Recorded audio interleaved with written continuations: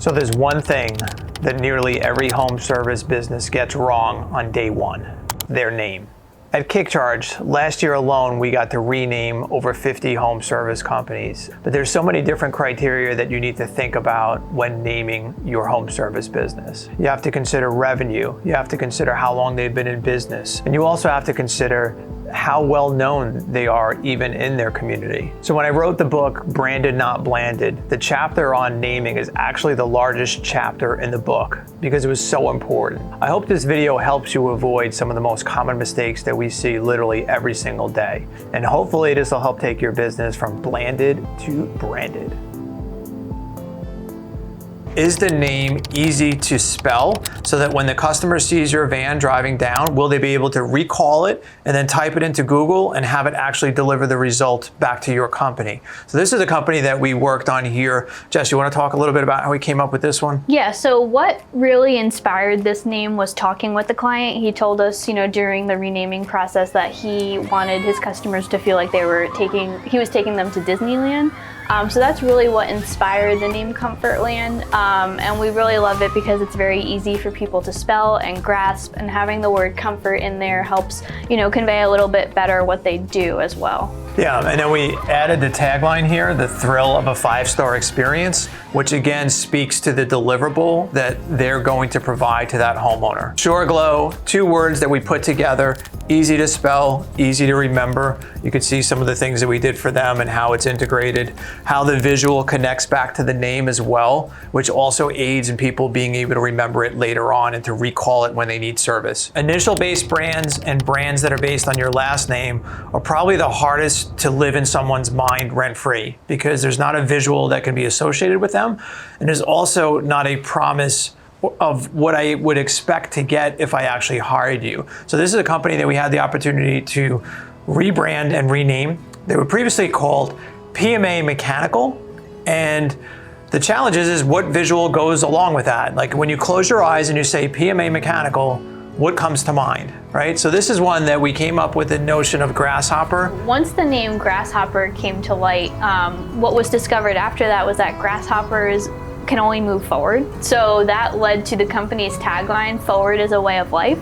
And that applies not only to customers, but also largely their employees as well. So the idea of moving forward in your career, and growth overall. So it created that tagline, the brand created really the foundation for an entirely new culture within the company. So this is another company that came to us for rebranding. They were originally called RW Garage Doors. So we tried to see if there was a way we could leverage where the origin of the name came from and instead make it something that delivers the notion of a promise. So Right Way Garage Doors evokes the notion of we will do things the right way at our company, and it also speaks to the consumer, talking to them that their garage door is going to be fixed the right way. And one effective approach with a tagline to help make the name more memorable is actually integrating the two together. So you can see here, the words lead into the name, get it done the right way. So that's the company's tagline, but it helps make the actual brand name much more memorable in people's minds. Yeah. Try to avoid names that are overly aggressive or very masculine in nature, keeping in mind that the target audience you're trying to reach is largely women, okay? Jess, why don't you talk about this one that we renamed? This is a plumbing and heating company that's in Florida, and this is a brand new startup. Yeah, so we wanted to create a name here that was very welcoming, made people feel comfortable welcoming a contractor into their home. So what we did here was, a play on the phrase totally awesome. We revamped the spelling a little bit there to something that would invoke a very clear and welcoming, friendly visual. And then again, going back to the tagline, awesome service you can totally trust, which is adding a little bit of sense of humor to it. And again, too, the graphics here obviously relate to their location, which is on the east coast of Florida. So this was another startup company that we renamed. So we took the phrase lickety split to tie in the idea of speed, and then that's what led to the rabbit mascot. Again, conveying the idea of, being there in a snap, being there quickly. So this is a good example of taking a phrase that people already know to create a brand that's easier for people to remember, and again, very welcoming, very friendly, not overtly masculine at all here. Yeah, and then using a tagline to reinforce the name. So for quality and care, call the hair. The other thing to think about is the name too descriptive and not actually something that you can own or even that you can trademark? So this is a great example of one that we renamed. They were previously called Garage Door Solutions, which sounds like something you might type into Google to find a garage door company, but not actually land on their actual company name. So Jess, talk to us a little bit about what we did with this one. This is one of my favorite renames and rebrands that we did. They're just crushing it too. It's just such a cool brand. So what we wanted to do with this one was just create something really disruptive, something that you wouldn't really expect a garage door company to look and sound like. So we came up with Jolly Goat, trying to create something just very friendly and positive. And then that led to, the logo. Obviously, a name like Jolly Goat, you already know, hearing that name, what the logo is going to look like. The tagline, go with the goat. So just by renaming and from that generic Garage Door Solutions to something like Jolly Goat, you're creating not just a name, but a whole identity that is going to be 10 times more memorable for your customers. Yeah, and this particular client too does some really cool stuff. When they actually go to home shows, they actually have live goats that they bring to their booth, and it's like a total magnet. Like the parents come with their kids, they want to see it. So again, when they need service in 6 months, do you think they would remember Garage Door Solutions or would they remember Jolly Goat? That's the whole point of it. This one, the previous name was 24/7 HVAC. So again, similar to Garage Door Solutions, it's not conveying any sort of brand promise. It's just saying, what you might do. And the other challenge with it too is they actually didn't provide 24/7 services. So we took this from 24/7 HVAC to Hummingbird, something much more ownable and memorable and lends itself to a very unique and disruptive visual. Yeah, and on this particular brand too, we were really conscious about women as being the target demographic. So you notice the colors that we've used here are very appealing to women. It's more memorable, and I think again the tagline "We keep comfort humming along" connects again back to their name. So another point with naming is you want to try and have a name where you don't run the risk of being confused with your competitors, especially if they have bad reviews. So in the case of Honey Dudes, the company's former name was MDG Maintenance, and what they found with that name was that they were often being confused with other companies that had horrible reviews. So we did a clever play here off of the traditional honey-do list. That's what paved the way to Honey Dudes, and then that led the way to the company's mascots, Benjamin and Buzzy. I mean, and let's think about this one. Like, honestly, would you remember MDG Maintenance? And what would you think you're gonna get from MDG Maintenance? Or would you remember Honey Dudes? What does the name exude as an actual promise to the consumer, to the homeowner? What do they want to see? What do they expect they're going to see? So if the name can help answer those questions quickly and efficiently, they're more likely to be remembered. This is a good example of a company that we did the branding for called Installation Commandos. I mean, when I hear that phrase, I think, man, these guys are coming into my home and they're gonna kick some ass. They're gonna do some amazing service. So my expectation of what they're gonna deliver is already inferred by the actual name. I already believe something positive about what I'm gonna get if I hire them. The tagline for Installation Commando is shielding homes, defending comfort. So again, leaning into the theme of the brand, I think really conveying confidence that the job will be very meticulous, that they're not gonna miss any sort of detail in their work. So that's really the value of creating or having a name that communicates that type of brand promise. This is a good example. This company was previously called AirTex. It was Air and then TEX. They were from Texas.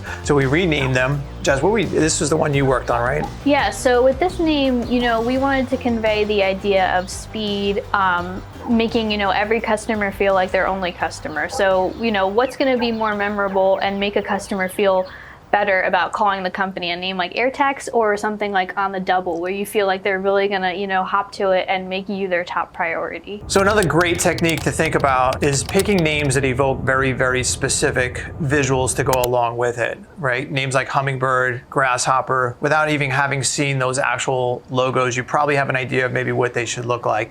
This is another example of one that we did the branding for called Garage Door Doctor. And you could look at the symbol. It's very, very simple. You can see the stethoscope, you can see the shape of the house, and then you could see the garage. So it's almost visually telling us the name of the company without actually having to have the name of the company next to it. And then it comes together even more nicely with the tagline. So the tagline for this one is 5-star service, just what the doctor ordered. So again, you're kind of leaning into the brand name by repeating the word doctor, using verbiage, just what the doctor ordered that people are already familiar with. So it's a really nice way to, take that tagline and connect it back to the visual and the name, so it creates that brand voice, that brand identity. So one tactic that we like to employ a lot is alliteration with names. So in this case, gutter gliders, we wanted to tie something back to help convey what they do. So our thought process was, what other word can we use that would create a theme, but also uses that alliteration to go with gutters? And this is one of those examples also that, like, if you covered up the name here and you only looked at the mascot, you could almost, again, guess what the name of the company is. Those are all things and techniques that we use to try to make the name more sticky so that they can recall it later on. This is another brand that we created that uses alliteration. Grass Geeks is the name we came up with for them. They used to be called Nelson Brothers Landscaping. Again, just a name that doesn't necessarily evoke any specific visual. Of course, here we have the geeks, so we created this cow. He's obviously very geeky. This is just a fun one, and I think the tagline really just helps bring it all home here on this one. Yeah, love how the tagline rhymes. Again, that helps make it easier for people to remember, and it ties back to the visual as well. So, when you can tie the tagline back to the logo, it helps you remember the name, so it just all comes together really nicely. Yeah, this is one you could see the before.